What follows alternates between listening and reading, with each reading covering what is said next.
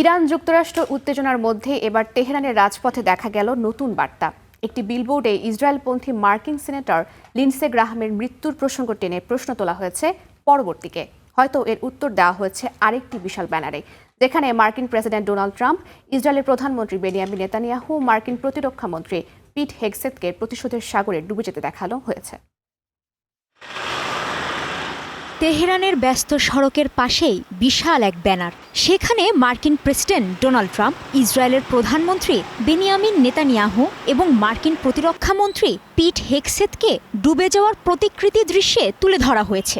ব্যানারে ইংরেজিতে লেখা, তোমরা ইরানি জাতির প্রতিশোধের সাগরে ডুবে যাবে। রাজধানীর আরেকটি বিলবোর্ডে উঠে এসেছে নতুন রাজনৈতিক বার্তা। সম্প্রতি ইসরায়েলপন্থী মার্কিন সিনেটর লিন্ডসে গ্রাহামের মৃত্যুর পর সেখানে প্রশ্ন রাখা হয়েছে, পরবর্তী জন কে? বিলবোর্ডের হ্যাশট্যাগ সহ গ্রাহামের নামও প্রদর্শন করা হয়েছে।